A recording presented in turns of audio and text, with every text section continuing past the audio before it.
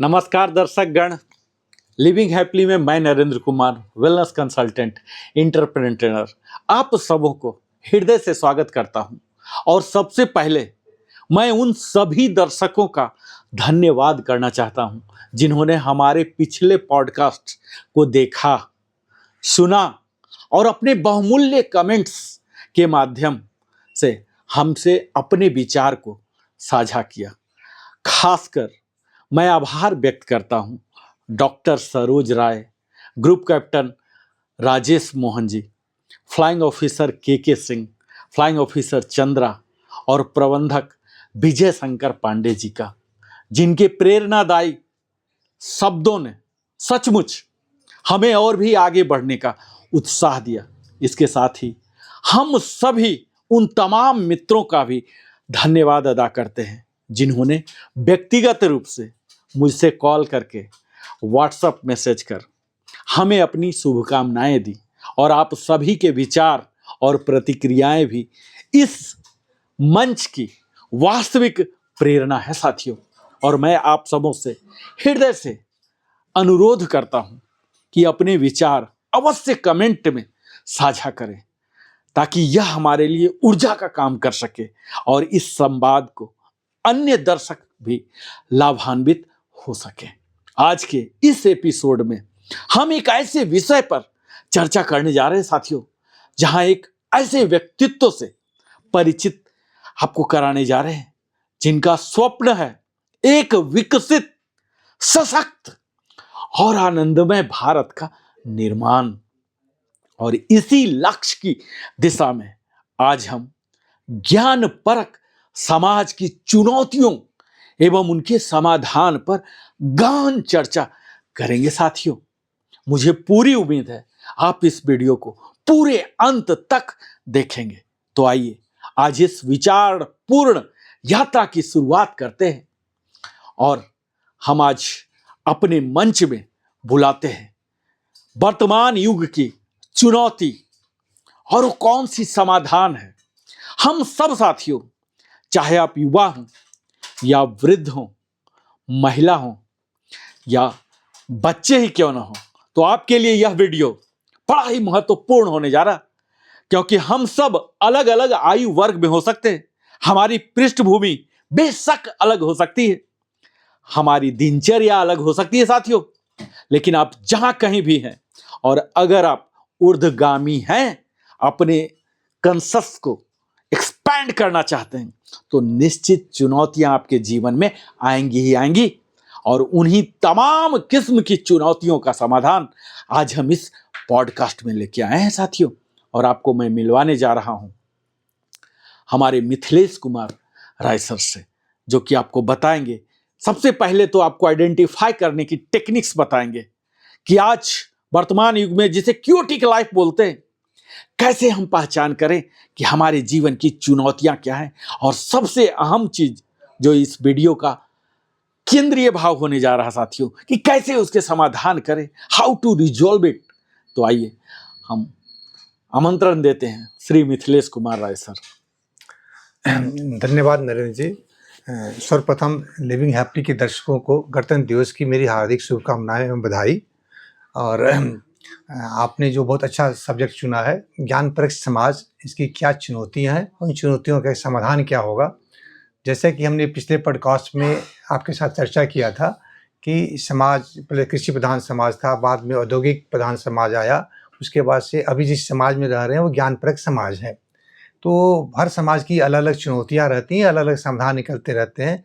तो वह इस जो नॉलेज ड्रिवन सोसाइटी है, ज्ञान परक समाज है, इसकी क्या क्या चुनौतियां हैं। तो चुनौतियों की चर्चा करने से पहले संक्षिप्त में मैं चर्चा करना चाहूँगा कि इसकी विशेषताएं क्या हैं जो औरों से अलग करती हैं। सबसे बड़ी इसकी विशेषता क्या है कि ये अभी पहले के समाजों में आपकी जो पहचान होती थी एक समाज के माध्यम से होती थी, आपके परिवार के माध्यम से होती थी, बट आज की पहचान आपके व्यक्तिगत उपलब्धियों के आधार पर होती है। दूसरा क्या है कि अब आपकी जो जाति, धर्म और राष्ट्र की सीमाओं को तोड़ते हुए आपकी पहचान बन रही है। और यहाँ पर आप यदि नॉलेज हैं तो आप इसको इकोनॉमी में कन्वर्ट करके बहुत सारे पैसा बना सकते हैं। बट परंतु इसके साथ साथ एक और चीज़ आती रहती है कि इतनी खूबियों के बावजूद भी ये बहुत सारी चुनौतियाँ भी पेश कर रहा है। चुनौतियों में क्या है कि आज का हर युवा ऐसा आप देखेंगे कि मानसिक तनाव से गुज़र रहा है। वह पैसे तो कमा रहा है, ठीक है? खूब अच्छे-अच्छे पोस्ट पर जा रहा है, अच्छे-अच्छे पैसे कमा रहा है, लेकिन अंदर से उसके अंदर खुशियाँ नहीं आ रही हैं। अब समस्या ये है कि आखिर वो खुशियों को क्यों नहीं पा रहा है? आज उसके पास 50 लाख, 1 करोड़, 2 करोड़ का पैकेज भी है, ठीक है? उसके बावजूद भी उसे खुशियाँ क्यों नहीं मिल पा रही है? तो हम इस बात पर आगे चर्चा करेंगे कि आखिर आज का युवा खुशी क्यों नहीं रह रहा है इतना पैसा पाने के बावजूद भी? तो सर, मैं जानता हूं सर कि आप व्यक्तिगत रूप से कितना ज़्यादा ऊर्जा लगाते हैं समाज के लिए। खासकर मैंने देखा है कि आपने स्वामी विवेकानंद के बड़े ही स्ट्रॉन्ग फॉलोअर हैं। रिसेंटली आपने एक कार्यक्रम भी आयोजित किया था जिसमें कि आपने उनके महिमा मंडल ही नहीं, आपने युवाओं को, समाज के हर वर्ग के लोगों को आपने कवर किया कि किस तरह से विवेकानंद की एक एक बात हमारे जीवन को प्रेरित कर सकती है। ज़रूरत है कि उसे अपने जीवन में उतारने का। और आपने अभी जहाँ कहीं भी आपको मौका मिलता है, चाहे वो पर्यावरण संरक्षण के दिशा में ही हो, आपने अपने कॉलोनी में सबको मोटिवेट किया, नया पौधारोपण कराया। तो ये सब की जो जहाँ से जेनेसिस है, उत्पत्ति है, इसकी आपको प्रेरणा कहाँ से मिलती है कि आप दूसरे लोगों को इतना प्रेरित करते रहते हैं? सबसे पहले तो यही बताइए। बहुत अच्छी आपने जिज्ञासा प्रकट की नरेंद्र जी। मनुष्य का जो यात्रा शुरू होती है तो एक यात्रा के बाद से एक ऐसा दौर आता है जिसमें आपको समाज के देने की प्रबल इच्छा उठती है। जैसे कि अभी आप जानते हैं कि वायुसेना में मैंने सर्विसेज करके अभी मैं एयर वेटरन की भूमिका निभा रहा हूँ और पारिवारिक जिम्मेदारियों से निर्वहन करते करते अब मैं समाज में अपनी भूमिका अदा करना चाहता हूँ। और आपको एक न एक दिन इस धरती को छोड़कर जाना है, तो आप उसके पीछे एक लेगेसी भी छोड़कर जाना चाहेंगे आप। तो ये ज़रूरी है कि हम समाज को कुछ दें। और सबसे इम्पोर्टेंट बात जो मैंने अपनी लाइफ में पाया है कि मनुष्य को अपना ग्रेटिट्यूड, कृतज्ञता का भाव व्यक्त करना चाहिए। और इस भारत माँ के प्रति, इस धरती के प्रति यदि कोई कृतज्ञता का भाव प्रकट करना चाहता है तो अपने कार्यों के माध्यम से ही कर सकता है। तो ये मेरे जो कार्य हैं वो भारत माँ की सेवा में बहुत छोटी सी दिशा में एक छोटा सा कदम ही है, मान सकते हैं आप, ऐसा मान सकते हैं, ताकि दूसरे के लिए प्रेरणा का स्रोत भी बने और हमारे बच्चों के लिए भी एक प्रेरणा का स्रोत बने। सर, आज हम देखते हैं कि सूचना, आज हर कोई, चाहे वो 5 साल का ही बच्चे हो, गूगल का इस्तेमाल करता है और कहा जाता है कि सूचना ओवरलोडेड है ना? और हम लोग पहले अपने बचपन काल में ज्ञान की बात करते थे और जब ज्ञान एक उच्च स्तर पर चला जाता है तब वो विवेक बन जाता है। लेकिन आज के समय में लोग को ओवरलोड जो सूचना मिल रहा है, तो कैसे आप कनेक्ट करते हैं, कैसे आप डिफ्रेंशिएट करते हैं कि क्या सूचना है, क्या ज्ञान है और कब ये हमें विवेक बना देता है? इन तमाम विषयों पर थोड़ा प्रकाश डालें। बहुत ही इंटरेस्टिंग क्वेश्चन पूछते रहते हैं। जैसे कि हमने कहा कि नॉलेज ड्रिवन सोसाइटी इसमें अभी चल रही है, तो आपका मूलभूत प्रश्न है कि हम इंफॉर्मेशन, नॉलेज और विजडम को कैसे कनेक्ट करते हैं। इसके एक उदाहरण के माध्यम से हम समझते हैं। जैसे कि चीनी, हम चाय जब बनाते हैं तो चाय में आपके अधिक किसी को मानते हैं चीनी कैसी होती है, तो मीठी होती है। शुगर का टेस्ट कैसा होता है, तो स्वीट होता है। तो ये आपको सूचना हुई। लेकिन जब उस चीज़ों को लेकर के आप अपने मुंह में डाल करके टेस्ट करते हैं तो वो सूचना आपका जो एक्सपीरियंस पे कन्वर्ट हो जाता है, तो आपको ज्ञान हो जाता है। और अब एक चाय में कितनी चीनी की मात्रा डालनी है, स्वाद अनुसार डालनी है और उसको डिफरेंट कंडीशन में आप डाल कर देखते रहते हैं, तो वो वहाँ विवेक के काम आता है। तो आदि मैथमेटिकल रूप से कहें हम तो सूचना और अनुभव दोनों मिलते हैं I+E, information plus experience, I+E = K, converted knowledge. तो केवल आपका बगैर एक्सपीरियंस के इंफॉर्मेशन का कोई उतना महत्व नहीं है। अब प्रश्न उठता है कि विवेक क्या है? तो अब आपके पास, मैं एक एग्जाम्पल के माध्यम से समझाऊंगा कि विवेक की जरूरत कब पड़ती है और आज के समाज में विवेक की आवश्यकता क्यों अधिक है। तो जब हमारे पास बहुत सारे अनुभव आ जाते हैं तो उसमें से अनुभवों में से कोई हमें चुनना पड़ता है और हमारे लिए कौन सा अनुभव युक्तिसंगत होगा, उस समय पावर ऑफ डिस्क्रिमिनेशन की जरूरत पड़ती है, जिसे हम विवेक कहते हैं। जैसे कि मान लीजिए कि आप किसी रास्ते पर चल रहे हैं, तो मैं बिल्कुल लेमन लैंग्वेज से समझाने की कोशिश करता हूँ, मैं खुद समझता भी हूँ मैं।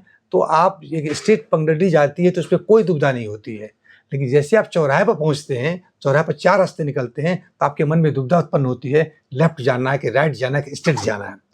उसी तरह से आज के समाज में हमारे पास सूचनाओं का अंबार लगा हुआ है। अब हमें उस सूचनाओं को हमें उसको डिस्क्रिमिनेट करना है कि कौन सी सूचना हमारे लिए उपयोगी है, कौन सी सूचना हमारे पास उपयोगी नहीं है। किस सूचना को मैं एक्सपीरियंस में डालूं, नॉलेज में कन्वर्ट करूं और उसका से विवेक में लाऊं मैं। जैसे कि उदाहरण के तौर पर दूसरा उदाहरण लेता हूं मैं, जब हम लोग विद्यार्थी काल में जब पढ़ते थे तो साइंस लिया, कॉमर्स लिया, आर्ट्स लिया, 3 स्ट्रीम हुआ करती थी, इंजीनियरिंग लिया, डॉक्टर लिया, मेडिसिन लिया, 4-5 होता था। लेकिन आज के युग में इतना इंटरडिसिप्लिनरी ब्रांचेज खुल गए हैं कि आपके पास हजारों ब्रांचेज खुले हुए हैं, जिसमें कि विद्यार्थी को ये निर्णय करना आजकल जल्दी मुश्किल हो जाता है कि इस ब्रांच में जाएं। तो उसके लिए ज़रूरी है कि पहले वो अपने आप को जाने, फिर अपने ब्रांचों कर सके। तो मेरे कहने का अर्थ है कि आज के समय में जहाँ पर इंफॉर्मेशन का एक्सप्लोजन है और जितना इंटरडिसिप्लिनरी ब्रांचेज खुले हुए हैं, उसमें आदमी को जानना बहुत ज़रूरी है कि उसके लिए कौन सा सूटेबल रहेगा और इसके लिए विवेक की बहुत परम आवश्यकता है। आज के विद्यार्थी, आज के युवा जो उद्यमी हैं या युवा जो नौकरी करने वाले, उनके पैसे बहुत हैं और लेकिन पैसे का उपयोग कहाँ करें? तो इसके लिए ज्ञान की जब विवेक की जरूरत है, तो वह विवेक बहुत जरूरत है। इसलिए मैं कहता हूं कि आने वाला समय जो है, जो नॉक कर रहा है, वो विवेक के लिए, विवेक प्रधान समय होने जा रहा है, विवेक परक समाज की हो रही है। और समाज में वही आगे बढ़ेगा जिसके पास विवेक होगा। अब आप पिछले के इतिहास को तुलना करेंगे तो कृषि प्रधान युग में लोगों के पास इतना समय नहीं रहता था, उसमें इतने विवेक की जरूरत नहीं पड़ती थी, क्योंकि वह लैंड और लेबर के माध्यम से रात दिन जो पेट पूजा करने में लगे रहते थे। बाद में इंडस्ट्रियल समाज आया, इंडस्ट्रियल समाज में कुछ स्किल उन्होंने कॉम्पिटेंसी डेवलप किया, फैक्ट्री का निर्माण हुआ, तो कुछ उनके आय बढ़ गया तो पैसे बढ़े, लेकिन साथ में उनके पास समय व्यवस्था गया। आप उदाहरण के तौर पर देखिए, गाँव में आप देखे होंगे, आप तो नंदी जी जानते होंगे कि पहले औरतें हाथ से आटा चक्की गेहूँ पिसा करती थी, तो उनका फिजिकल एक्सरसाइज हुआ करता था, अपना काम करती रहती थी। लेकिन बाद में आटा चक्की गेहूँ को पीसने वाली मशीन आ गई, तो बहुत समय बच गया। तो जैसे जैसे समाज आपका कृषि प्रधान से आपका औद्योगिक प्रधान हुआ, औद्योगिक प्रधान से ज्ञान परक हुआ, तो आप विश्लेषण करेंगे तो ये पाएंगे हमारे आय में वृद्धि होती गई, हमारे पास जो उपलब्ध समय था उसमें भी वृद्धि होती गई। लेकिन दुर्भाग्यवश क्या हुआ कि इस जो आय में वृद्धि हुई, जो हमें समय की उपलब्धि हुई, उसका उपयोग कैसे करें, उसके लिए विवेक उत्पन्न नहीं हो पाया। पुराने जमाने में उतने विवेक की जरूरत नहीं पड़ती थी, क्योंकि अपने पास आपके पास धन नहीं रहता था, उतने पास आपके पास समय नहीं बचता था, इसलिए उस समय उतनी विवेक की जरूरत नहीं थी जितना कि आज विवेक की जरूरत है। तो आज विवेक की जरूरत इस माने में है कि हमारे पास उपलब्ध समय का कैसे उपयोग करें, उपलब्ध धनों का कैसे उपयोग करें, आगे दिशा में कैसे चलें। तो आज की आवश्यकता विवेक की है। तो मैं यही समझ पा रहा हूँ कि आज हमारे पास तमाम किस्म के सूचनाएं हैं जी। और हर व्यक्ति अपने डिग्री के, सर्टिफिकेट के, ज्ञान के बदौलत यह भी दावा देता है कि मेरे पास ज्ञान भी है। जी। तो फिर मूल समस्या, जो इतनी तरह की चुनौतियां हैं, परेशानियों का कारण है, आखिर समस्या कहाँ छिपा हुआ है? आप बड़े गंभीर प्रश्न पूछते रहते हैं जी। आप देखिए, समस्या ये है कि मैं पहले तो एक भ्रम है कि हम सूचनाओं को ज्ञान मान लेते हैं। देखिए, इसको एक और उदाहरण से समझने की कोशिश करते हैं। जैसे कि आप खाना खाते हैं, भोजन करते हैं, तो आप भोजन जब करते हैं तो फिजिकल बॉडी में जाता है, तो आप डाइजेस्ट होकर के ब्लड बनता है, पास रहता है और आपका अंदर से प्रोसेस निकलता रहता है। लेकिन जो इनपुट में यदि उसके खाने की मात्रा को कंट्रोल नहीं करेंगे, तो वही एक्सेस जो फूड होता है आपके लिए पॉइजन का काम करता है, क्योंकि डाइजेस्टिव सिस्टम काम नहीं कर पा रहा है, ऐसी चीज़ को डाइजेस्ट नहीं कर पा रहा है।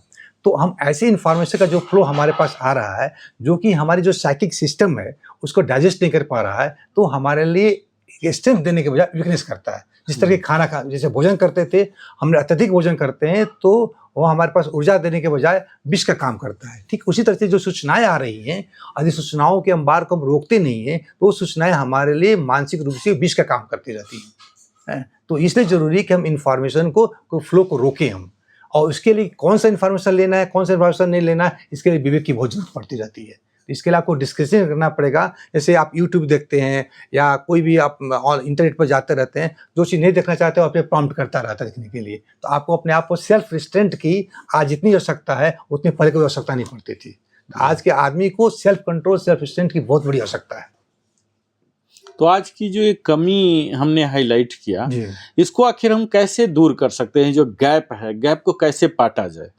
हाँ, मतलब आपका जो मैं बस समझ पा रहा हूँ कि मैं बीवी को कैसे उत्पन्न किया जाए और जो चुनौती आ रही है, जो मानसिक जो स्वास्थ्य की जो समस्या आ रही जी, है, जी। तो उसको कैसे किया जाए? जी। तो इसके लिए देखिए सबसे इम्पोर्टेंट ज़रूरी है कि आप हमारा जो इंस्ट्रूमेंट हमारा है किसी को समझने के लिए, वो हमारा माइंड है, मन है। तो पहले हमको मन को समझने की कोशिश करना पड़ेगा, क्योंकि माइंड के इंस्ट्रूमेंट के माध्यम से हम दूसरे को समझने की कोशिश करते रहते हैं। तो अपने पहले मन को समझना पड़ेगा और मन को समझने के लिए हमें जैसे विवेकानंद ने कहा था कि भविष्य के निर्माण करने के लिए अतीत को जानना पड़ेगा। तो उसी तरह से हम अपना भविष्य निर्माण करना चाहते हैं, तब अपना अतीत को जानना पड़ेगा। अतीत को जानने के लिए हमें ऋषि मुनियों ने जो अतीत में जो ज्ञान दिया था, उस ज्ञान का अवलोकन करना पड़ेगा। और एक बात और आपको बता दूं मैं कि जो हमारे ऋषियों मुनियों ने जो हमारे यहाँ दर्शन कहते हैं, ठीक है, फिलॉसफी को दर्शन कहते हैं। तो दर्शन का मतलब जिसको विजुलाइज करते हैं। तो हमारे ऋषियों मुनियों ने अपने जिंदगी को अपने अपने जो फिलॉसफी उसको जीवन में उतारा है, उतार करके उन्होंने इस चीज़ को दर्शन उसे देखा है, तब उन्होंने लिखा है। इसीलिए हमारे दर्शन सनातन में रहते हैं और कभी चेंज नहीं होते हैं। लेकिन वेस्टर्न जो फिलॉसफी आती है उसको हम आर्म चेयर फिलॉसफी कहते हैं, वो थॉट एक्सपेरिमेंट के माध्यम से डेवलप करते रहते हैं। तो मेरा सुझाव ये है कि आप अपनी जो सनातन धर्म है उसकी चीज़ों को जानें, उसके माध्यम से जानें।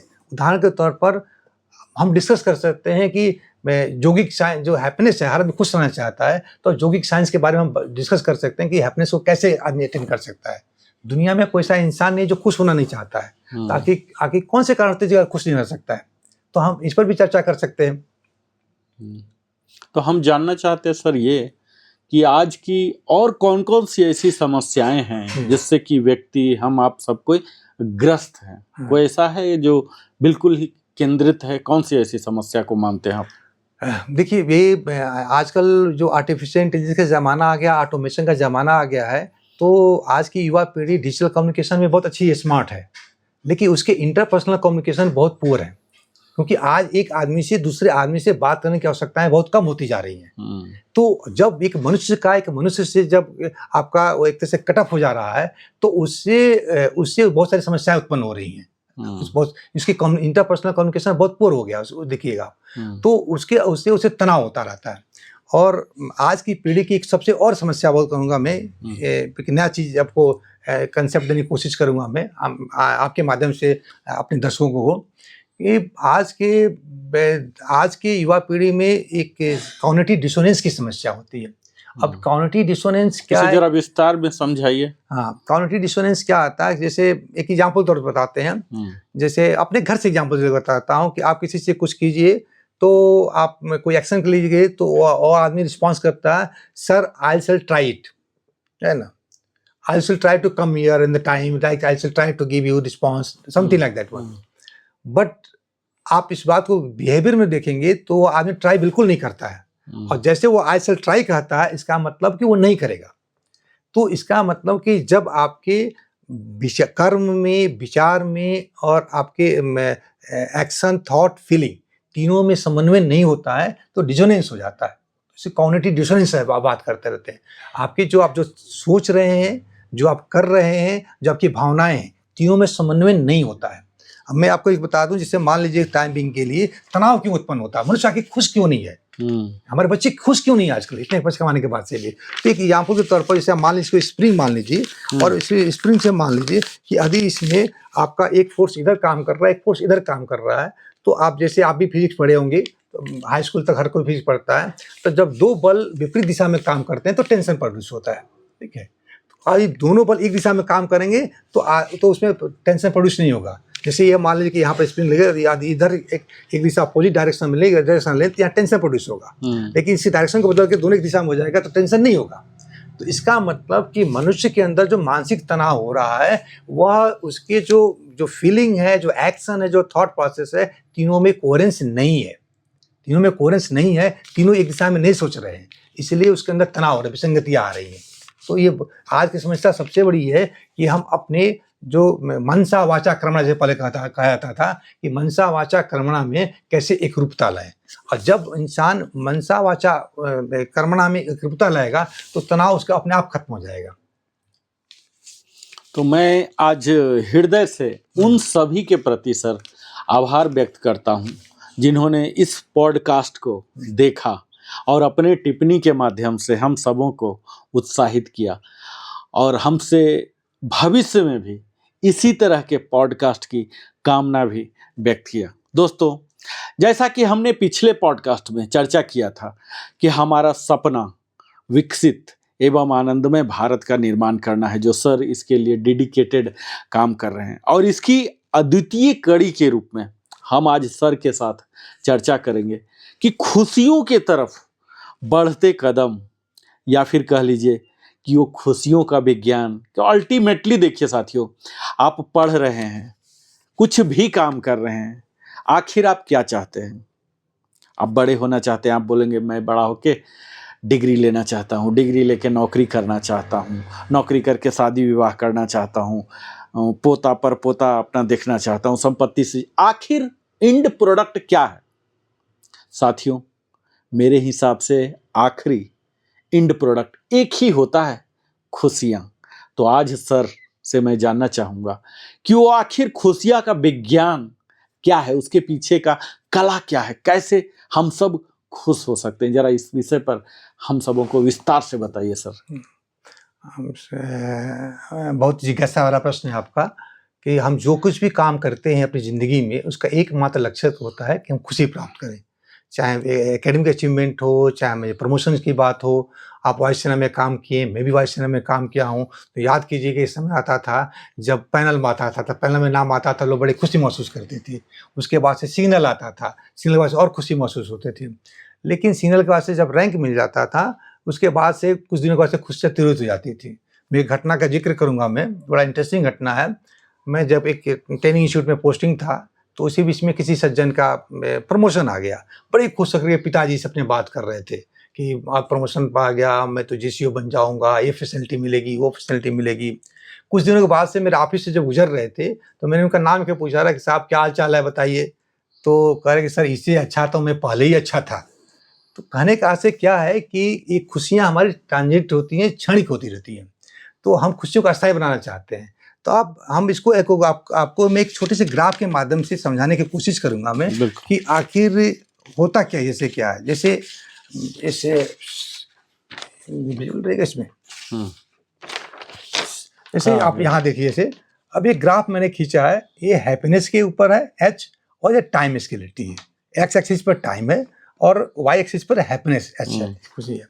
और यहाँ ग्राफ जो साइन वेव्स आपने पढ़ा होगा, एक पढ़ा होगा साइन वेव्स, ठीक उस तरह से बढ़ता रहता है। अब जब आपकी जिंदगी में नंद जी, जब जिंदगी में अच्छी चीजें होती रहती हैं, तो आपका माइंड ऊपर जाता है। देखिए ग्राफ ऊपर जा रहा है, ठीक है। और अब जैसे मान लें कि आपका पैनल में नाम आया, खुशी बढ़ी, सिग्नल आया, खुशी बढ़ी, प्रमोशन मिल गया, ठीक है। लेकिन कब तक रहेगा? एक पार्टी किया, कुछ किया आपने, एक हफ्ता 2 हफ्ता, फिर उसका से धीरे धीरे नॉर्मल होना शुरू हो जाएगा।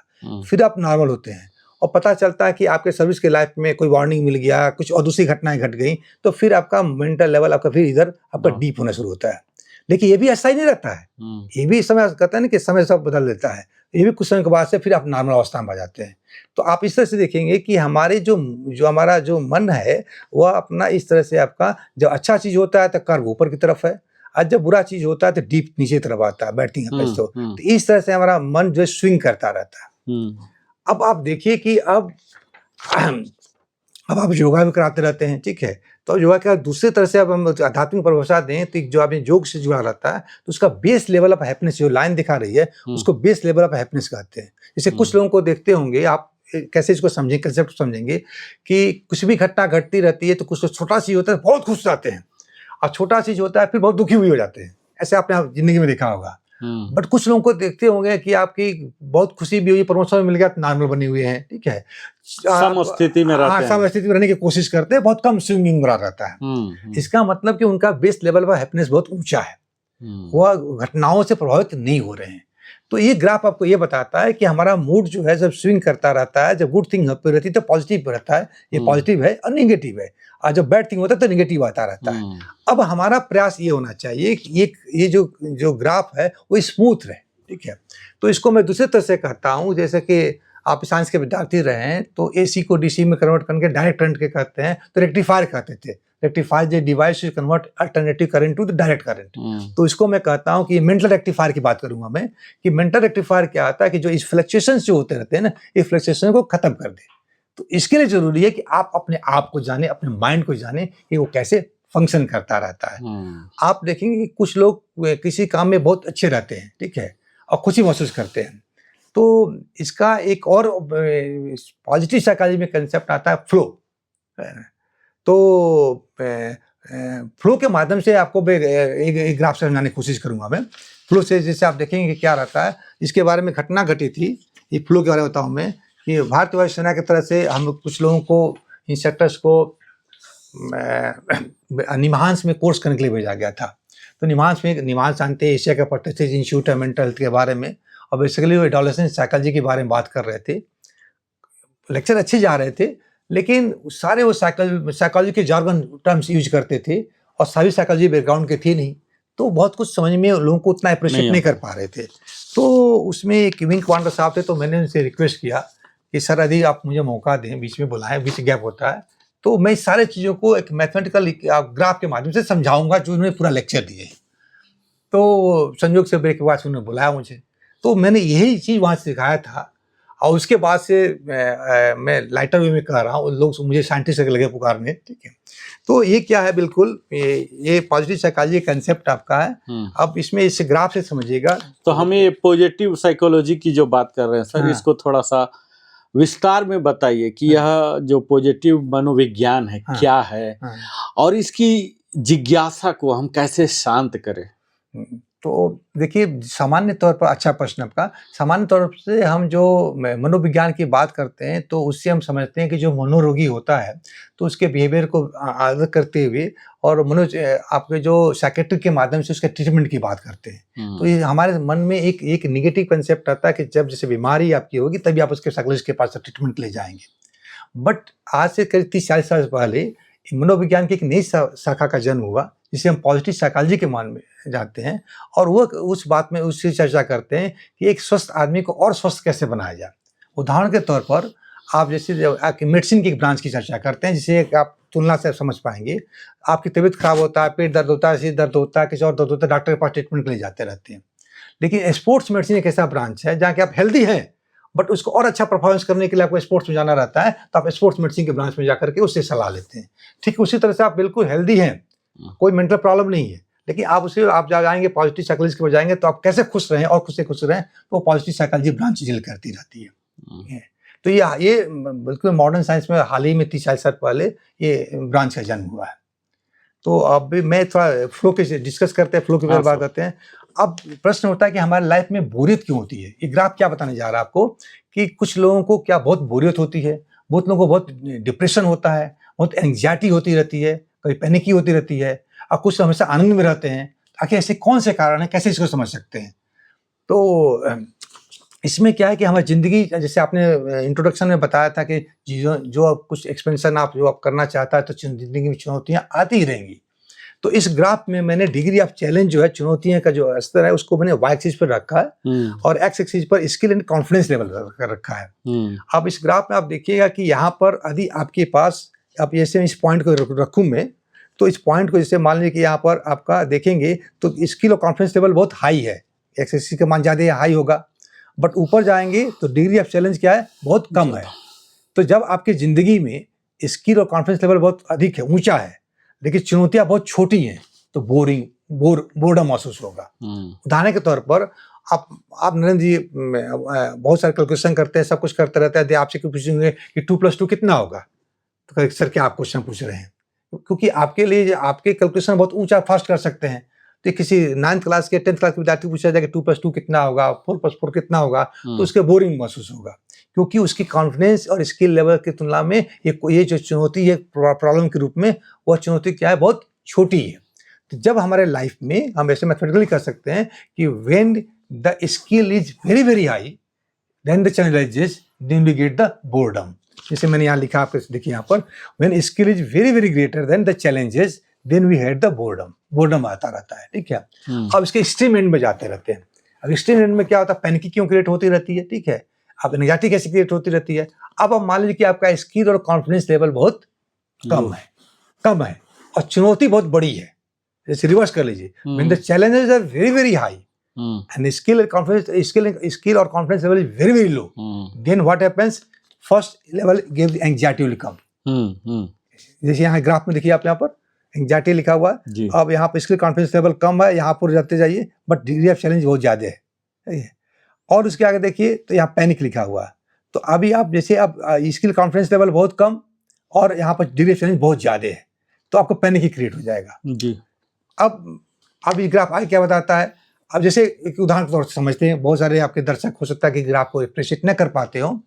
ऐसे कि मान लीजिए कि आपको साइकिल चलाने आता है और आपको ऑल ऑफ सडन आपको कार चलाने के दे दिया जाए, ऑल ऑफ सडन, तो क्या आपका होगा, निश्चित रूप से एंग्जाइटी होगी, पैनिक हो जाएगा आपका, स्किल गैप हो जाएगा। हाँ, स्किल गैप हो जाएगा कि जो चैलेंज आया है ड्राइव करने के लिए, उसके लिए आपके पास स्किल आपके पास नहीं है, कॉन्फिडेंस लेवल ड्रॉप होगा। जो कॉन्फिडेंस लेवल ड्रॉप हो जाएगा लैक ऑफ स्किल की वजह से, तो आप निश्चित से एंग्जाइटी और पैनिक होगा। तो एक ये बात हो रही है। अब मान लीजिए कि दोनों का मैच हो जाता है, आपका जो स्किल है उसी तरह की चुनौती आ रही है, तो दोनों यदि मैच हो जाएगा तो फ्लो जनरेट होगा, प्रवाह जनरेट होगा। और जब फ्लो जनरेट होता है तो आप इंजॉय करते हैं। तो आपके लिए जरूरी है कि यदि आप काम को एंजॉय करना चाहते हैं तो काम के आने वाले स्किल और कॉन्फिडेंस गैप को मेजरमेंट कीजिए, युवाओं के लिए कर रहा हूँ, और उस गैप को रिड्यूस करने की कोशिश कीजिए। जितना ही गैप रिड्यूस होता जाएगा आपका फ्लो उतना जनरेट होता जाएगा। तो when skill is equal to challenge, okay, then flow will be generated. आप कहेंगे कि कैसे मालूम हुआ कि फ्लो हो गया, तो जैसे मान लीजिए कि आपकी एंग्जाइटी होती है, पैनिक होता है, तो उसके बिहेवियर पैटर्न को देख करके आप गेस कर सकते हैं कि आदमी पैनिक में है, एंग्जाइटी है। या जो बोरिंग होता है उसके बिहेवियर पैटर्न को देख करके आप कह सकते हैं कि वो बोर उसको महसूस हो रहा है। उसी तरह से हम बिहेवियर पैटर्न को देख करके फ्लो को भी जान सकते हैं। जैसे आप बहुत सारे यूट्यूब बनाते हैं, वीडियो बनाते हैं, जो करते हैं, तो मैं आपको जान सकता हूँ कि आप फ्लो में है, क्योंकि आपके लिए जो स्किल चैलेंज रिक्वायरमेंट है वो उसको मीट करते हैं, उसको इंजॉय करते हैं। तो फ्लो के कंडीशंस ये है कि जब आदमी फ्लो में रहता है तो उस समय द प्रेजेंस ऑफ टाइम वो भूल जाता है। उदाहरण के तौर पर लेवन बताऊं मैं, जब दो महिलाएं या दो पुरुष गप मारते रहते हैं तो आप देखिए गप का जो आनंद लेते रहते हैं, मैं बिल्कुल इस लेटर में कह रहा हूँ, तो आप देखेंगे कि कहाँ खड़े हैं, क्या समय, लोग भूल जाते हैं आपको कि उसमें गपशप में कोई स्किल रिलेटेड बात नहीं रहती है, बट ये इतने प्रभाव में रहते हैं कि दे फॉरगेट। तो यदि आपका लाइफ में फ्लो जनरेट करना चाहते हैं तो इसलिए जरूरी है कि आप स्किल और कॉन्फिडेंस लेवल को ऊंचा करें जो आने वाली चुनौतियां हैं। तो निश्चित रूप से आपका फ्लो जनरेट होगा, और जब फ्लो जनरेट होगा तो आप हमेशा खुश रहेंगे, एक गारंटी रहती है। सर, मैं आपसे एक जानना चाहूँगा, चूँकि मैं वेलनेस कंसल्टेंट हूँ और योग प्रशिक्षक हूँ, मैं अपने बुजुर्ग लोगों को और युवा लोगों को भी योग का सिखाता हूँ, है ना, योग प्रशिक्षक होने के नाते। तो मैं जानना चाहता हूँ कि अगर जीवन में हमें स्पिरिचुअलिटी की ओर बढ़ना है, जो कि कायदे से हर व्यक्ति को होना ही चाहिए, धन संपदा तो कुछ समय के लिए आपको निश्चित आकर्षित करेगा, लेकिन जीवन में तो एक बड़ा सा बहुत बड़ा लक्ष्य होना ही चाहिए, और वो लक्ष्य निश्चित आध्यात्मिकता का होना चाहिए। इस दिशा में योग हमें किस प्रकार मदद करता है, आप योग को किस प्रकार से देखते हैं, ये थोड़ा हमें समझाने का प्रयास करें सर। हाँ, मैं देखिए, आप सामान्य तौर पर जो योग लोग आम भाषा में समझते हैं उसको एक्सरसाइज से मानते हैं, लेकिन मेरा इससे थोड़ा अलग विचार है। अब इसको बिल्कुल मैं स्क्रैच से शुरू करता हूँ। इसे योग का मतलब आम भाषा में एडिशन कहते हैं, ठीक है। अब एडिशन में जुड़ना होता है। अब प्रश्न उठता है कौन किससे जुड़ रहा है। तो योग एक प्रक्रिया है जिसमें आत्मा का परमात्मा से मिलन होता है। योग इज इक्वल टू आत्मा प्लस परमात्मा, ऐसे मैथमेटिक्स से समझते बात करते रहते हैं। अब प्रश्न उठता है कि आत्मा से परमात्मा से मिलने में, है ना, बाधाएं कौन कौन सी आती रहती हैं। तो सबसे बड़ी बाधा आपकी बाधा क्या रहती है कि आपका मन जो बाधा रहता है, चंचल जो मन रहता है। तो यदि आप अपने मन को समझ गए तो आप समझिए कि आप योग में माहिर हो सकते हैं। तो योग की पहली श्रेणी है कि आपको मन को करें। इसीलिए आप पतंजलि योग सूत्र में देखिएगा कि उसमें चित्त वृत्ति निरोध कहा गया है। चित्त की जो वृत्ति है ना, उसको निरोध करने के उपाय को योग कहते हैं। अर्थात चित्त मतलब आप योग के साइंस में मन को ही चित्तम कहा जाता है वहाँ पर। तो चित्त के अंदर जो वृत्ति होती है, उस वृत्तियों को आप रोक पाते हैं, निरोध कर पाते हैं, तो निश्चित रूप से आप योग में कुशल हो पाते रहते हैं। तो ये पतंजलि की योग की परिभाषा है। अब प्रश्न ये उठता है कि वृत्ति क्या होती है, वृत्ति क्या होती है, जी। वो लोग बुझा जाएंगे। जी। तो अब इसमें देखिए आपके जो इसमें दो टर्म आते हैं। एक टर्म आता है, आपसे आप कहें तो मैं ग्राफ से समझाऊं मैं इसको थोड़ा जी, जी। और इजी रहेगा। जी। ये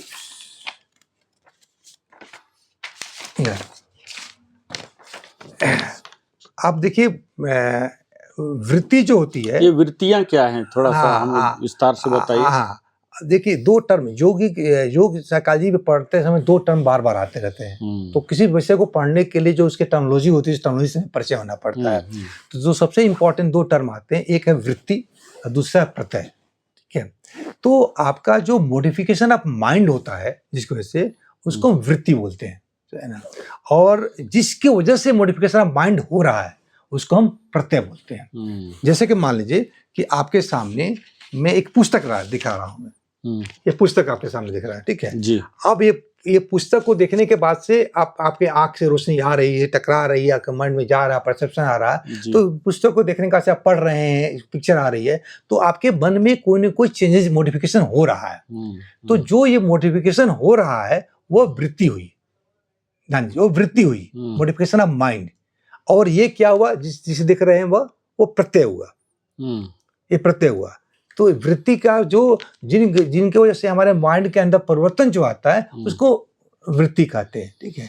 और जिसके वजह से परिवर्तन आता है उसको हम प्रत्यय बोलते हैं। तो ये दो कंसेप्ट इंपॉर्टेंट जरूरी है, वृत्ति और प्रत्यय। अब आप एक काउंटर क्वेश्चन मुझसे पूछ सकते हैं कि मान लीजिए कि कोई इंसान अंधा है, तो उसका वृत्ति तो होगी नहीं जी। हाँ, तो इसका आंसर मैं देता हूं कि हमारे जो आप जैसे जानते हैं ज्ञानेंद्रिय 5 होती हैं, तो ज्ञानेंद्रिय की एक दरवाजा बंद है, 4 दरवाजे तो खुले हुए हैं, तो उसके वजह से वो परसेप्शन डेवलप कर लेगा।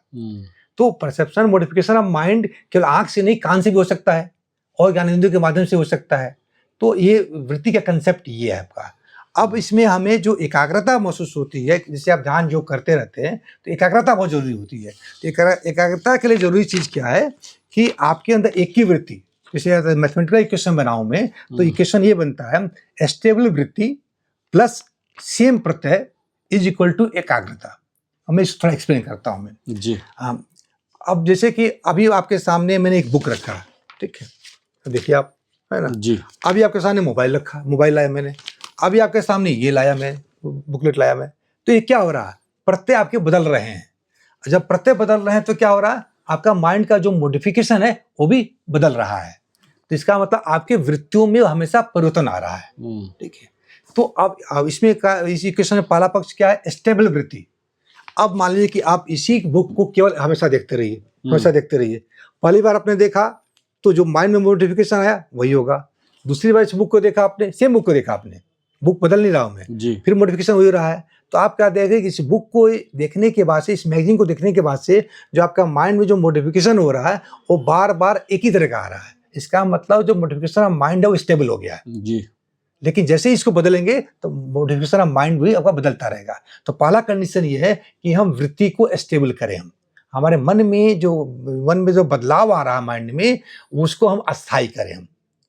अब इसका मतलब क्या है कि हम प्रत्यय को जो है जिसकी वजह से हो रहा है इसके लिए फिक्स करें। इसीलिए आप मेडिटेशन जब जो कराते होंगे तो आप कहते हैं कि सूर्य पर फोकस करो, फोकस करो, ताकि मोडिफिकेशन ऑफ माइंड आपका स्टेबल रहे। दूसरा चीज आता है कि सेम प्रत्यय, जो आपको बताया कि सेम बुक रहना चाहिए, एक ही बुक रहनी चाहिए, तो आपका रहेगा। तो यदि आपकी वृत्ति स्टेबल है और प्रत्यय सबसे एक है तो एकाग्रता अपने आप उत्पन्न हो जाएगी। और जहां एकाग्रता है वही खुशी है। जहां एकाग्रता, concentration is root cause of happiness. जहां एकाग्रता, जैसे आप पढ़ते हैं, प्रॉब्लम सॉल्व करते हैं, अपने शरीर को भूल जाते हैं। मैं बताऊं मुझे कैसे आभास हुआ, मैं बेलगांव में जब पोस्टिंग में था तो एक वॉलीबॉल मैच खेल रहा था। तो वॉलीबॉल मैच जब खेल रहा था तो वहां उधर देखते, तो वॉलीबॉल मैच खेल रहा था, तो उस दौरान एक मोमेंट ऑफ टाइम में मुझे आई फॉरगेट एवरीथिंग। तो उससे मुझे लगा कि यस, हैप्पीनेस का कारण है कि अपनी जब बॉडी को भूल जाते हैं। आप देखिएगा, आप मेडिटेशन कराते होंगे जो कि सलाह में है, और आप जो कोई गेम खेलते रहते हैं, चेस में लोग गेम खेलते रहते हैं, चेस खेलते रहते हैं, कोई गेम खेलते रहते हैं, तो दे फॉरगेट देयर एग्जिस्टेंस। और वही चीज फ्लो के स्टेट में आती रहती है। जो फ्लो आदमी का रहता है, जिसे सचिन तेंदुलकर को देखिए, और फ्लो में आप क्रिकेट खेलता है, ही एंजॉय दैट वन। तो जब आदमी को फ्लो मिलता है तो फ्लो में हैप्पीनेस आता है और फ्लो में कंसंट्रेशन भी आता रहता है। मैं वही आपसे पूछना चाह रहा था कि आपने योग के बारे में बताया, पॉजिटिव साइकोलॉजी के बारे में बताया। हमें ये हैप्पीनेस क्या है जो आप बार बार बता रहे हैं, ये बताइए इसके बारे में कि ये कैसे हैप्पीनेस को कनेक्ट करता है हमारे इंटायर थिंग्स। हाँ, देखिए हैप्पीनेस जो आपकी एक मन की एक अवस्था होती है, ठीक है? मन की एक अवस्था होती है जिस अवस्था में आप स्वयं बहुत अच्छा महसूस करते हैं और दूसरा भी आपके साथ में बहुत अच्छा महसूस करता है।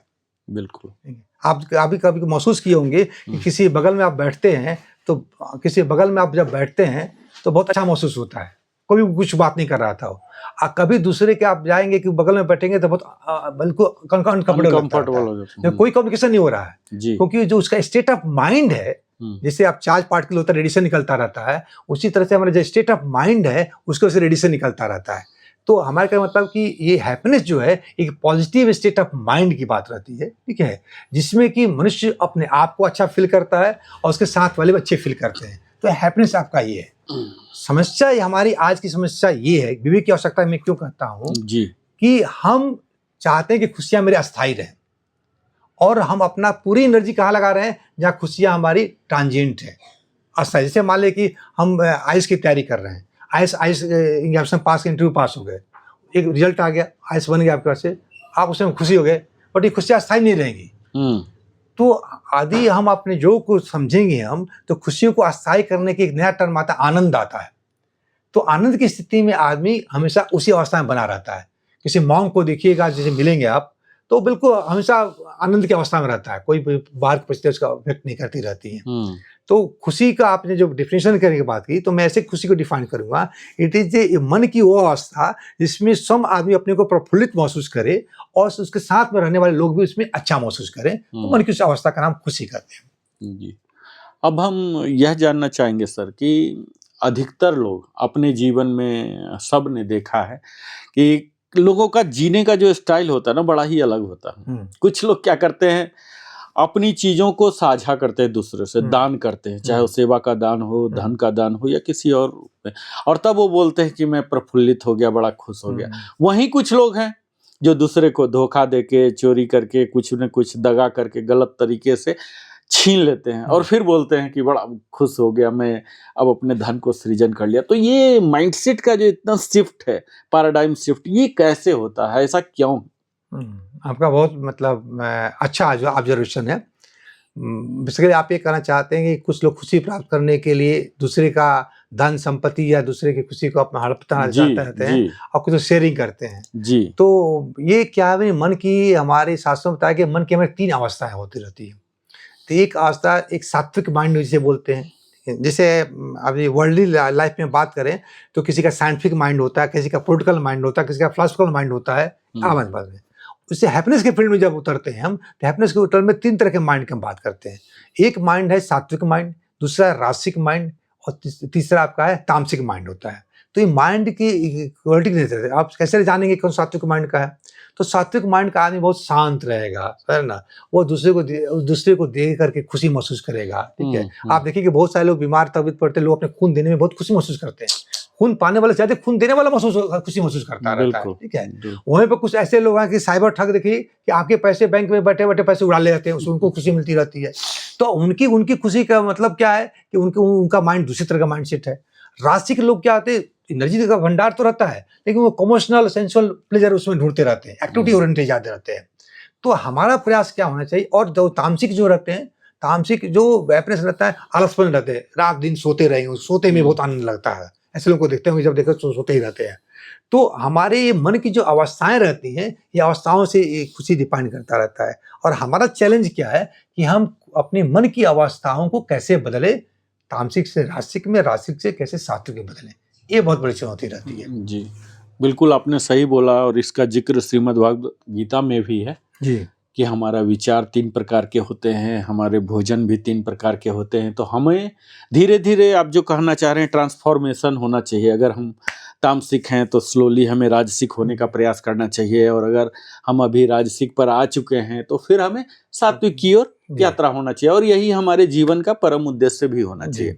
अब आप हमें बताइए कि वास्तव में अगर कोई व्यक्ति खुश होना चाहे कि मैं खुश होना चाहता हूं, तो कैसे उसकी अनुभूति कैसे प्राप्त करे? जी, अच्छा प्रश्न है। देखिए, आपके पहले आप देखेंगे कि बीमारी को डायग्नोसिस करने की कोशिश करें कि मनुष्य खुश क्यों नहीं होना चाहता है। तो आप देखिए कि मनुष्य के जो खुशी का मेन कारण क्या रहता है, या तो वो चिंता से ग्रस्त रहता है या वो शोक से ग्रस्त रहता है। किसी कारण से अक्सर देखिएगा। चिंता क्या होती रहती है, भविष्य की चीज़ को आप वर्तमान में घसीट कर लाते हैं। जैसे मैं बुढ़ा हो जाऊँगा तो क्या होगा, मैं तबीयत खराब हो जाएगी तो मुझे कौन पूछेगा? Fear of future. हाँ, तो आप जो आने वाला है तो उससे आपको चिंता वरी रहती है। और दूसरा चीज़, पास्ट को जब प्रेजेंट में लेकर आते हैं तो आप शोक करते थे, पास्ट मेमोरी जो करते रहते हैं, ठीक है। यदि हम इन दोनों को यदि हटा दें, न पास्ट के लाए और न फ्यूचर को लाए, तो आप हमेशा आनंद में रहेंगे। तो आप वर्तमान में जीने की कोशिश करेंगे तो वर्तमान ही आनंद का पल है।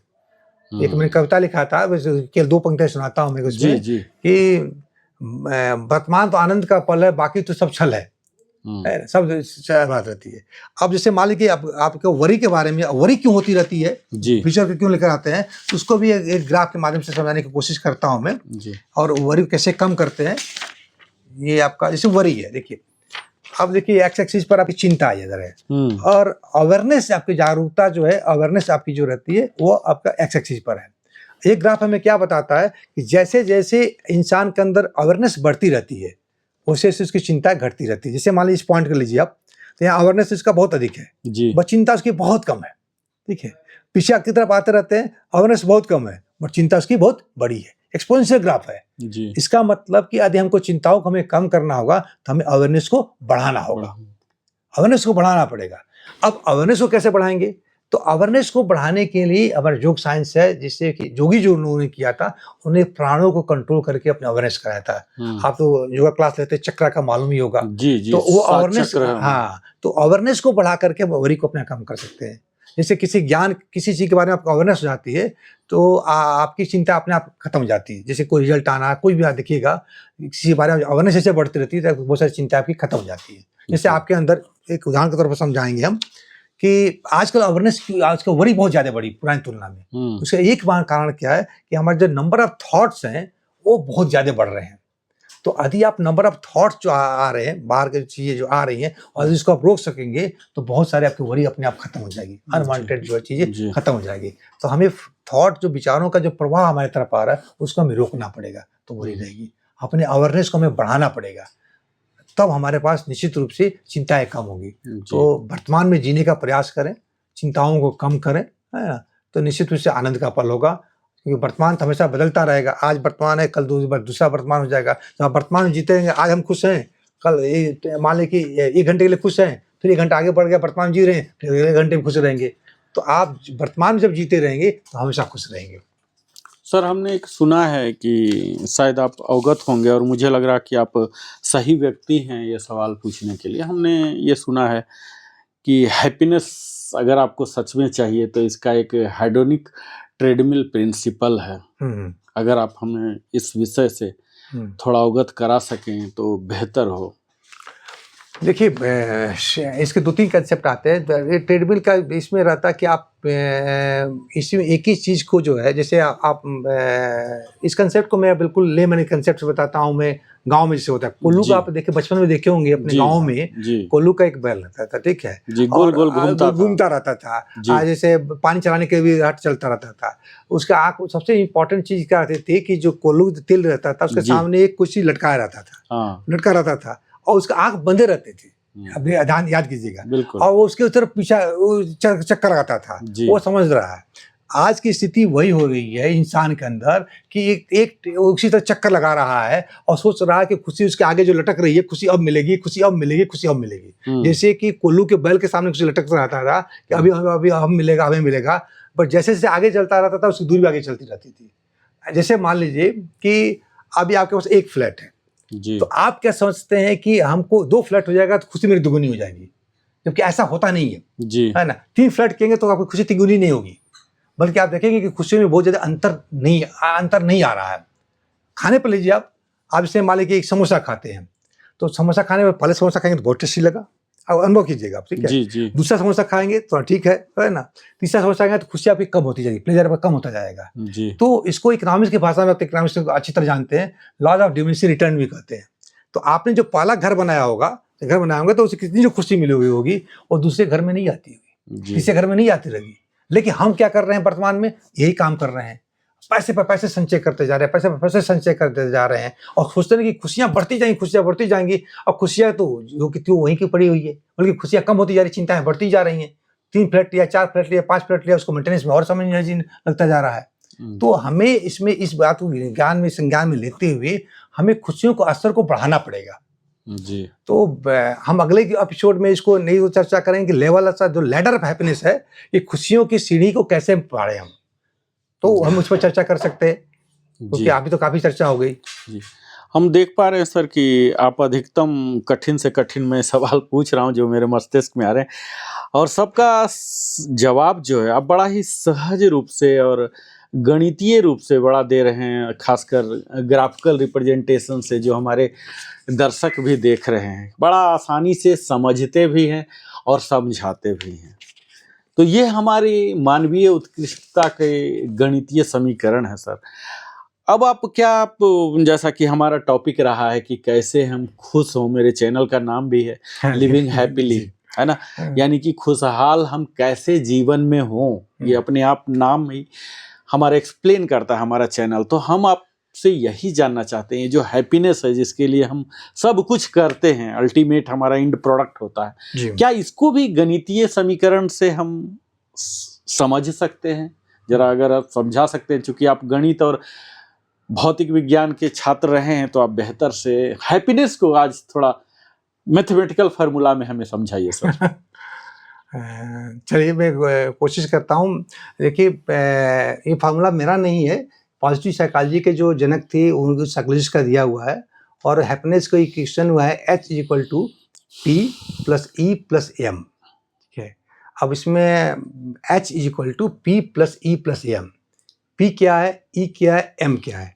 P आपका प्लेजर है जी, और प्लेजर जहाँ हम कहते हैं तो वहाँ सेंस आपका जो सेंसुअल प्लेजर की बात हम करते हैं। जी जी, इंद्रियों के द्वारा, इंद्रियों के सुख की प्राप्ति। बिल्कुल बिल्कुल सही आपने हिंदी बताया आपने। ठीक है, दूसरा होता है इंगेजमेंट होता है। ठीक है जी अच्छे, और एक मीनिंग होता है। एक एग्जाम्पल के माध्यम से समझाता हूँ तो दूध का दूध और पानी का पानी हो जाएगा। जी जैसे कि आज का T20 मैच चल रहा है, ठीक है, तो इंडिया न्यूजीलैंड का मैच चल रहा है, करंट एग्जाम्पल लेते हैं। तो हम लोग टीवी बैठ करके अपना आराम से टीवी से देखते रहते हैं। ठीक है, तो टीवी मैच देख रहे हैं तो आपका एक तरह से प्लेजर हो गया, पैसिव आपका हो गया, बस मैच देख रहे हैं, ताली पीट रहे हैं, जीता रहा, तो उतना एंगेजमेंट आपका नहीं है। लेकिन जैसे आप मैच में खिलाड़ी के रूप में खेलते रहते हैं तो आपका एंगेजमेंट उधर आ जाता है। ठीक है, आप जब खेलना शुरू करते हैं तो आप क्योंकि आप एक्शन ओरिएंटेड हो गए, आप खुद खेल रहे हैं, उसमें प्लेयर है। और आप देखिएगा कि खिलाड़ी से ज्यादा दर्शकों को तनाव होता है। कोई मैच देखिएगा, जब मैच आने रहता है तो आप देखिए खिलाड़ी कभी टीवी नहीं फोड़ेगा, कभी हार्ट अटैक नहीं होगा, लेकिन दर्शकों को हार्ट अटैक हो जाते हैं। आपने न्यूज़ में पढ़ा होगा आपने, क्योंकि XYZ का क्लाइमेक्स में मैच चल रहा था भारत पाकिस्तान का, और 2-4 लोग अपना हार्ट अटैक से मर गए। वो पाकिस्तानी दर्शकों ने टीवी तोड़ डाला, लेकिन खिलाड़ियों में ऐसा नहीं होता है। प्रश्न रहता है ऐसा क्यों होता है कि भाई दर्शक जो रहता है वो तो टीवी तोड़ देता है, दर्शक हार्ट अटैक हो जाता है, पर खिलाड़ी को हार्ट अटैक से देखते हुए नहीं देखा, मरते हुए नहीं देखा मैंने। हाँ, सिर पर बाल लग गए उसे मर सकता है, अलग बात हो सकती है। इसका क्या कारण हो सकता है? इसका मेन कारण क्या है कि वो खिलाड़ी जो है तो पूरा इंगेज रहता है उसमें। जब इंगेज रहता है तो उसको इस तरह से दुविधाएं रहती है जी। तो इस तरह इक्वेशन का जो पार्ट है एम मीनिंगफुल। अब मान लीजिए कि वही खिलाड़ी, जैसे कि आप मैच देख रहे हैं, कल को आप अपना सिटी के बेंगलोर सिटी की तरफ से मैच खेलना शुरू कर दिए, डेली प्रैक्टिस कर रहे हैं, इंगेज हो गया, प्लेजर था, अब इंगेजमेंट हो गया। मीनिंगफुल कब होगा? कल को आप देश के लिए खेलना शुरू कर दीजिए, तो देश के लिए जब कर रहे हैं तो उसका मीनिंग आ जाएगा। ठीक है, ज्यादा अभ्यास चाहिए। हाँ, अब इस इक्वेशन की सबसे बड़ी विशेषता क्या है कि जब P वाला क्या है, इक्वेशन को दोहरा दूं मैं, H happiness = P pleasure + E engagement + M meaningfulness. ठीक है, अब इसमें से अभी आप मान लीजिए कि E और M को ड्रॉप कर देंगे तो भी आप हैप्पीनेस रहेगा, प्लेजर का रहेगा। लेकिन इसका इसकी और एक विशेषता क्या है कि जैसे आप E और M पर जाएंगे, P की तरफ ध्यान नहीं जाएगा। उदाहरण के तौर पर जिन लोगों ने कुर्बानियां दी देश के लिए, उन्होंने जिंदगी को मीनिंगफुल बनाया, वो प्लेजर के लिए नहीं भटकते थे। उनको खाना मिला कि खाना नहीं मिला उसके उनको चिंता नहीं थी, क्योंकि उनका लाइफ मीनिंगफुल था कि हम भारत को, देश को आजाद करना है। तो जैसे जैसे मीनिंगफुल आप बढ़ते जाएंगे, आप देखिएगा उम्र में जैसे आप काम करते जाते रहते हैं तो आप क्या नोटिस करेंगे कि खाने पीने से इंटरेस्ट कम होता जाता है। आप खुद अपनी ज़िंदगी में महसूस किए होंगे। जी। ठीक है? शुरू में जब बच्चा रहता है, खाने-पीने में ज़्यादा उसे खुशी मिलती रहती है। पर धीरे-धीरे एंगेजमेंट उसका आता है, मेंटल एंगेजमेंट आता है, तो उसकी और थोड़ा उसकी तरफ से अट्रैक्शन कम होता रहता है। और जी। मीनिंगफुल हो जाता है तो उसकी तरफ से बिल्कुल मतलब इग्नोर हो जाता है। तो आपकी जब लाइफ में यम फैक्टर पर मीनिंगफुल लाइफ का है, तो आप ई और ई को आप इग्नोर कर देते हैं। ई पर हैं तो पी को इग्नोर करते रहते हैं और केवल पी पर बने रहते हैं, तब तो मुश्किल है। अब ई और एम में और पी में अंतर क्या है कि जो प्लेजर होता है वो ट्रांजिएंट होता है। एक बार खाए भूल गए, दूसरे बार खाए फिर याद रहेगा, वो ट्रांजिएंट होता है। एंगेजमेंट उससे उसका टाइम इंटरवल ज़्यादा रहता है, मेंटली एंगेज रहता है और मीनिंगफुल रहता है और ज़्यादा टाइमफुल रहता है। इसीलिए देखेंगे कि जो लोग क्रांतिकारी हुए, जो साइंटिस्ट हुए, रात दिन घंटों काम करते रहते हैं, लैब में काम करते हैं, इसरो में काम करते हैं। अच्छा, अल्बर्ट आइंस्टीन को देखिए, खाने पीने की कोई परवाह नहीं रहती है, क्योंकि उसको वो उसी में एंजॉय करते रहते हैं, हैप्पीनेस रहता है। तो मेरा कहने का मतलब है कि अपने लाइफ इस टेक अवे पॉइंट क्या है, आप पूछेंगे टेक अवे पॉइंट क्या है इस क्वेश्चन का, तो मैथमेटिकल इक्वेशन का टेक अवे पॉइंट ये है कि हम अपने लाइफ में पी से ई की तरफ बढ़े, ई से एम की तरफ बढ़े। जी। तो जब हम ई से एम की तरफ पढ़ेंगे, लाइफ को मीनिंगफुल बनाएंगे, तो अपने आप में हमारा ध्यान पी से हट जाएगा और हैप्पीनेस की क्वालिटी, ड्यूरेशन सब बढ़ जाएगा। तो सर आपने बड़ा अच्छी तरीके से इसको गणितीय रूप मैथमेटिकल फॉर्मेट में दिया, इक्वेशन एक बता दिया कि H इक्वल टू हमारा जो मीनिंगफुल होना चाहिए, पी प्लस ई, और ये इंगेजमेंट होना चाहिए, और ये सब किस लिए कर रहे हैं, तो प्लेजर के लिए, यानी कि इंद्रियों के खुशी के लिए।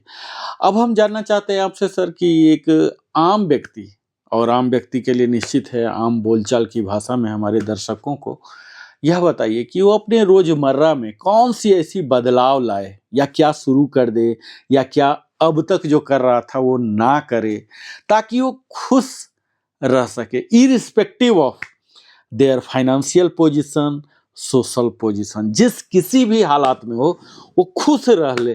तो क्या आप बताना चाहते हैं कि कैसे वो खुश रह ले, एक बड़े ही लेमन लैंग्वेज में समझाइए सर हमारे दर्शकों को। हाँ, अच्छा पूछा। हो सकता है कि बहुत सारे दर्शक मैथमेटिक्स में उतना रुचि न रखते हो। तो सबसे पहला पॉइंट तो मैं ये कहना चाहूँगा कि ज़िंदगी में ईश्वर ने जो कुछ आपको दिया है, वो ग्रेटिट्यूड रखिए। कृतज्ञता बहुत ज़रूरी है, और कृतज्ञता आपके जो है ना, ये ग्रेटिट्यूड जो है ऐसी क्वालिटी है जो आपकी क्रिएटिविटी को बढ़ावा देती है जी। और आप देखिएगा कि जो जितने ग्रेटफुल रहा है उतना क्रिएटिव भी रहा है, उतना महान व्यक्ति भी रहा है। जितने भी महान व्यक्तियों का देखिएगा, दे आर ग्रेटफुल। अब कृतज्ञता, अब हमारे यहाँ एक परंपरा थी पहले, आजकल तो दुर्भाग्यवश होटलों में खाना खा रहे हैं लोग, तो छूट गई है कि जब भोजन आता था तो लोग पहले प्रेयर करते थे। और आपको जानकर आश्चर्य होगा नरेंद्र जी कि एक भोजन बनाने में कम से कम 15 लोगों का कंट्रीब्यूशन होता है। जी जी। हम सोचते हैं कि हम पैसा दिए और होटल में पैसा दिया आ गया, जबकि आप देखिए किसान का उसमें श्रम, कुक का श्रम आपका है, बिजनेसमैन का श्रम आपका है, सबका श्रम लगा रहता है। जी जी। तो आप जब भोजन करते हैं हमारी तो गृहिणी का है जो हमारे तक प्लेट लाई है, तो उनका सबका रहता है। सबके प्रति कृतज्ञता करके हम मंत्रोच्चार के साथ भोजन करना शुरू करते थे। तो पहला चीज मैं कहूंगा अपने दर्शकों से कि आप डेली आप एक कृतज्ञ रहिए जो कुछ ईश्वर ने आपको दिया है, स्वास्थ्य दिया है, धन दिया है, जो वर्तमान स्थिति है उसके प्रति आप कृतज्ञ रहिए। दूसरा चीज है कि अपने जो हमारे जो विल पावर, जो इच्छा शक्ति है, जो हमारा डिजायर है ना, उसको सही पोजिशनिंग कीजिए। तो सही पोजिशनिंग का मतलब क्या है कि आप उसको सही दिशा दीजिए। जैसे कि आप बहुत बड़ा धनवान बनना चाहते हैं, तो आप सोचिए कि धनवान क्यों बनना चाहते हैं, धनवान के उद्देश्य क्या हो रहा रहता है, तो उसको पोजिशनिंग करना बहुत जरूरी चीज रहती है। इच्छाओं को, जो इच्छाएं अनियंत्रित नहीं होनी चाहिए। इच्छाओं के साथ, जैसे हमने मैथमेटिकल इक्वेशन बताया था, इच्छाओं के साथ आपका वैल्यू करना बहुत जरूरी है, उससे आप नियंत्रण कीजिए। चौथा, आप जैसे आप इमोशनल इंटेलिजेंस बहुत इंपॉर्टेंट कंसेप्ट आप जानते होंगे। इमोशनल इंटेलिजेंस का मतलब क्या है कि आप अपने मनोभावों की दशा को समझिए। जिससे कि आप नहीं समझते हैं तो क्या होगा, उल्टा असर होता है। आप गुस्से में हैं और मान लीजिए कि आपके घर की पत्नी कुछ बोलती रहती है, यदि आपको ये आभास है कि मैं गुस्से में हूँ, तो आप उससे पत्नी से उसमें इंटरेक्ट नहीं करेंगे। लेकिन जब आपको आभास ही नहीं कि मैं गुस्से में हूँ, तो आप पत्नी से गुस्से में उस हिसाब से बातें करेंगे, घर का माहौल बिगड़ जाएगा। तो आपको अपनी मानसिक स्थिति का होना बहुत जरूरी है कि आपकी इमोशनल स्टेट क्या है, दैट इमोशनल इंटेलिजेंस। तो वो आपको एक आदमी का जाना जरूरी होता है। और उसके बाद से आप तो व्यायाम कराते रहते हैं, तो फिजिकल एक्टिविटी बहुत इंपॉर्टेंट है। और फिजिकल एक्टिविटी जो भी करते हैं, आपका मूड ऑफ हो जाता है लोगों का, चुपचाप घर से बाहर निकले, वॉकिंग पर निकल जाइए, देखिए का मूड चेंज होता है, नहीं चेंज होता है जी। और सबसे इंपॉर्टेंट बात कि आप जैसी परिस्थिति में मुस्कुराते रहिए। आप तो हमेशा मुस्कुराते रहते हैं, ठीक है? तो जब आप मुस्कुराते रहते हैं तो एक मुस्कुराया हुआ आदमी का कभी चेहरा उसका ग्लूमी हो ही नहीं सकता है। जी। हाँ, तो मुस्कुराने की हमेशा आप कोशिश करते रहिए। और कहा जाता है मुस्कुराने का जो गुण ईश्वर ने सिर्फ मनुष्य को दिया है, हाँ, और हाँ, कोई बिल्कुल सही। मुस्कुरा नहीं सकता हमारे अलावा। और एक है कि आपका आशावादी दृष्टिकोण होना बहुत ज़रूरी है। जी। अब ऑप्टिमिज्म होना बहुत ज़रूरी है। हर किसी भी परिस्थिति में रहें, तो आप भविष्य के प्रति रहें, क्योंकि कहते हैं कि hope is the mitochondria of energy या माइटोकॉन्ड्रिया ऑफ ह्यूमन बॉडी। जी। मतलब जो आशा होती है आदमी को ऊर्जा का संचार कर देती है ना? आशावान हर परिस्थिति में, जैसी परिस्थिति में रहे, जी। तो ये बहुत ज़रूरी है। जैसे इसको एक मैं दूसरे शब्दों में कहूँगा, मैं बहुत लोग कहते हैं क्या है कि फूल में भी कांटे होते हैं, और मैं कहता हूँ कि भाई कांटे में भी फूल होते हैं, है ना? जी। तो यदि हम सोचते हैं कांटे में भी फूल होते हैं, तो उस भाव में देखिए कितनी आनंद आता है ना? और एक आदमी कहे कि फूल में भी कांटे होते हैं, तो ये दृष्टिकोण का अंतर पड़ जाता है। और सबसे इम्पोर्टेंट है मेडिटेशन। हर बार मैं कहता हूँ जी। ध्यान, क्योंकि ध्यान की अवस्था में आप अपने आप से मिलते हैं, और यदि आप अपने आप के मित्र हैं तो दुनिया में कोई आपको हरा नहीं सकता है। बिल्कुल। तो इन बातों को देखो ध्यान में रखे आदमी, ग्रेटिट्यूड करे, आपका मेडिटेशन करे, पॉजिटिव एटीट्यूड रखे। तो सबसे इम्पोर्टेंट मैं कहूँगा, मैं इसमें से यदि करना पड़े तो आपका ग्रेटिट्यूड होना बहुत ज़रूरी है। जो आपको मिला है, जो ईश्वर ने आपको दिया है, क्यों ज़रूरी है कि ग्रेटिट्यूड होने से आपके मन में एक संतोष आता है, और जब संतोष आता है तो संतोष एक है कि आर्ट ऑफ एम्प्टी माइंड बोलते हैं, कि मन, आपके मनुष्य के मन को कैसे खाली करें। तो खाली करने के लिए संतोष होना जरूरी है। संतोष नहीं रहेगा तो बहुत सारी इच्छाएं आएंगी, तो बहुत सारे मन आपको उदित रहेगा। तो इसके लिए संतोष कैसे होगा? जब अंदर ग्रेटिट्यूड होगा। तो ग्रेटिट्यूड बहुत इंपॉर्टेंट चीज़ है। एक्टिविटी ओरिएंटेड कहिए तो फिजिकल एक्टिविटी जरूर कीजिए, आप कोई गेम जरूर खेलिए, वॉकिंग करने जरूर जाइए, अपने आप का मूड बदल करके। और मैं आपके दर्शकों से रिक्वेस्ट करूंगा मैं कि हमारी बातों को मत आप ब्लाइंडली फॉलो कीजिए, मत आपको आउटराइटली रिजेक्ट कीजिए, इसको एक्सपीरियंस कीजिए, और एक्सपीरियंस इसको फील कीजिए, आपकी वास्तव में जीवन में परिवर्तन होता है कि नहीं होता है, और फिर हमें शेयर करें आप। तो आप लगेगा कि इस बात में से होता है कि एज ए साइंटिफिक माइंड से, एज ए साइंटिस्ट आप इस चीज़ों को लागू करके देखिए, और फिर देखिए। मैंने जीवन में लागू किया है, तो मैं अनुभव के आधार पर कर सकता हूँ, ये मैं किताबी ज्ञान नहीं बता रहा हूँ, मैंने अपने जीवन में लागू किया है, और जो कुछ भी मेरे हैप्पीनेस है इन्हीं की बदौलत है। साथियों, समय की मर्यादा है, अदरवाइज जब भी मैं मिथिलेश राय सर से बात करता हूँ तो मैं सवालों की झड़ी लगा देता हूँ, और मुझे बड़ी खुशी होती है कि हर बात, जो हर सवाल का जवाब बखूबी जो एक्सप्लेन करते हैं, साइंटिफिक टेम्परामेंट के साथ करते हैं, तो मुझे कभी मन नहीं करता कि ये समाप्त करें। और आज की यह सारगर्भित चर्चा यहीं समाप्त नहीं होती है। ज्ञान परक समाज की जो चुनौतियां हों, चाहे विवेक की आवश्यकता हो या फिर खुशियों के विज्ञान का योग हो, हम अगले सेशन में वेदांत की भी बात करेंगे। और आज हमने बात किया पॉजिटिव साइकोलॉजी के माध्यम से, सर ने हमें समझाने का बखूबी प्रयास किया। और आज का संवाद जानते हैं साथियों, हमें आत्म मंथन की ओर ले जाता है, और हमारा विश्वास है कि यदि हम सब सही ज्ञान का चयन कर लेना, सेलेक्ट कर लेना, तो विवेक को जीवन में स्थान देना है हमें। और अर्थपूर्ण जीवन की दिशा के लिए क्या चाहिए जानते हैं? बेबी स्टेप चाहिए, छोटे छोटे कदम चाहिए। आपको बहुत बड़ा ये करने की प्रयास नहीं है, बस आज से ही आप शुरू कर दीजिए। आज पॉडकास्ट देख रहे हैं, आज से ही आप परिवर्तन कर लीजिए। जो सर हमें 7 पॉइंट बताया, ग्रेटिट्यूड, सचमुच ग्रेटिट्यूड उस ईश्वर की जिसकी वजह से हमारी सांसें चल रही है, उस माता पिता की वजह को दीजिए जो कि आपको इस धरती में बायोलॉजिकली लाए हैं, फिजिकली लाए हैं, पालन पोषण किए हैं। आप जितना ज्यादा, सर ने अभी बताया कि आप जितना ज्यादा ग्रेटिट्यूड करते हैं ना, कई लोग थैंक्स नहीं बोलते हैं कि मैं किसे साझा करूं, श्रेय दूं। आप देने का प्रयास कीजिए साथियों, अनुभव कीजिए, देखिए आप में वो शक्ति आ जाएगी जो अभी शक्ति नहीं है। और सर ने हमें सिखाया कि जीवन की दिशा में छोटे छोटे कदम, ये न केवल हमारा व्यक्तिगत जीवन बल्कि समाज और राष्ट्र भी और अधिक संतुलित हो जाएगा, क्योंकि ज्यादा से ज्यादा लोग स्पिरिचुअल बनेंगे और तभी आनंदमय भी बन सकता है। आप सभी दर्शकों का हृदय से मैं नरेंद्र कुमार वेलनेस कंसल्टेंट आभार प्रकट करता हूं, जिन्होंने अपने जीवन का अमूल्य समय हमें दिया और इस पॉडकास्ट को अंत तक देखा और सुना। हमें इंतजार होगा आपके विचार, सुझाव और प्रतिक्रिया। आप पॉडकास्ट में कमेंट सेक्शन का जरूर इस्तेमाल करें।